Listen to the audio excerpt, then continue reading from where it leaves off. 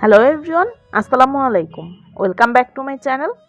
আজকে আপনাদের সাথে শেয়ার করব কাঁচা পেঁপে দিয়ে টুটি ফ্রুটির রেসিপি। ঘরেই কিন্তু খুব সহজভাবে এটা তৈরি করে নেওয়া যায়।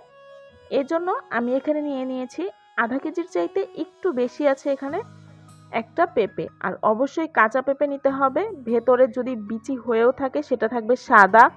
আর এখানে আমি যেই পেঁপেটা নিয়েছি এর ভেতরে কিন্তু কোনো রকমের বীজ নেই, কিন্তু যেই পেঁপেটার ভেতরে দেখবেন যে বীজটা কালো কালো হয়ে গিয়েছে ওই পেঁপেটা দিয়ে না করাই ভালো।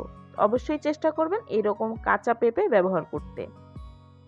এরপরে এই পেঁপেগুলোকে ছোট ছোট টুকরো করে খুব সুন্দর মতো আমি ধুয়ে নিয়েছি। আর এই সাইজটা নিজেদের পছন্দ মতো কিন্তু ছোট বড় করে নেওয়া যাবে। আর সবগুলো সাইজ যে একই সমান হতে হবে এরকম কোনো ব্যাপার না, আমি এরকম ছোট ছোট কিউব করে কেটে নিয়েছি। এখন একটা পাত্রের মধ্যে বেশ খানিকটা পানি আমি গরম করে নিয়েছি। এরপরে সেই আগে থেকে কেটে ধুয়ে রাখা পেঁপেগুলো এর মধ্যে দিয়ে দিচ্ছি।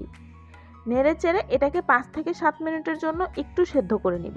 এ পর্যায়ে কিন্তু একেবারে সেদ্ধ করার কোনো প্রয়োজন নেই। যখন দেখতে পারবেন এরকম একটু হালকা ট্রান্সপারেন্ট ভাব এসেছে বা 5 থেকে 7 মিনিট মিডিয়াম হিটে এগুলোকে একটু ভাপিয়ে নিলেই হবে। এরপরে পানিটা ঝরিয়ে এই পেঁপেগুলোকে তুলে নিচ্ছি। ওই পাত্রের মধ্যেই আমি নিয়ে নিয়েছি মেজারমেন্ট কাপের 1 কাপ, সাথে আরও 1/4 কাপ পরিমাণ চিনি। যে পরিমাণ চিনি ব্যবহার করবেন তার দ্বিগুণ পরিমাণ পানি ব্যবহার করতে হবে। আমি এখানে টোটাল 2.5 কাপের মতো পানি ব্যবহার করেছি।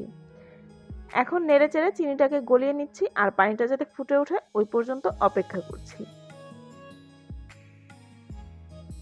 চিনির এই পানিটা জাল দিয়ে কিন্তু ঘন করার কোনো দরকার নেই, শুধুমাত্র ফুটে উঠলেই হবে। ওই পর্যায়ে সেই আগে থেকে যেই পেঁপেগুলো তুলে রেখেছিলাম সেই পেঁপেগুলো দিয়ে এখন এগুলোকে মিডিয়াম হিটে 15 থেকে 20 মিনিটের মতো রান্না করে নিতে হবে, যাতে করে সম্পূর্ণ পেঁপেগুলো খুব ভালো মতো সেদ্ধ হয়ে যায়। ঢাকনা দেওয়ার কোনো প্রয়োজন নেই, আর মাঝে মাঝে কিন্তু অবশ্যই একটু নেড়ে দিতে হবে। প্রায় 15 থেকে 20 মিনিট সেদ্ধ করার পরে চিনির পানিটাও কিন্তু অনেকটা টেনে গিয়েছে, আর এই পেঁপেগুলো কিন্তু একদম সুন্দর মতো সেদ্ধ হয়ে গিয়েছে। আর পেঁপেগুলো কিন্তু এমনভাবে সেদ্ধ করতে হবে যাতে করে খুব সুন্দর মতো সেদ্ধ হয়ে যায়, কিন্তু গলে যাতে না যায় সেই দিকটা অবশ্যই লক্ষ্য রাখতে হবে।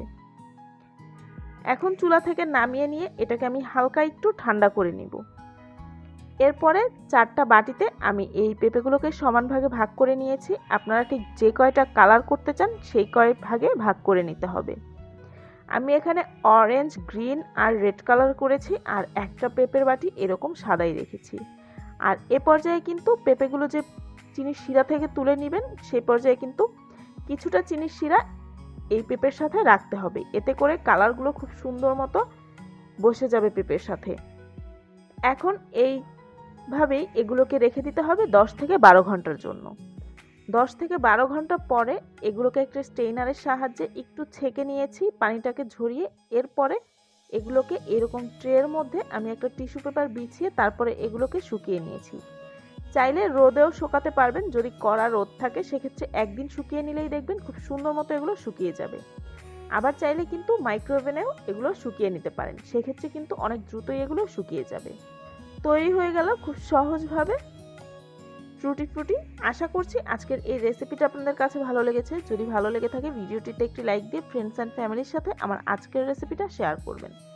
সবাই খুব বেশি ভালো থাকবেন। আল্লাহ হাফেজ।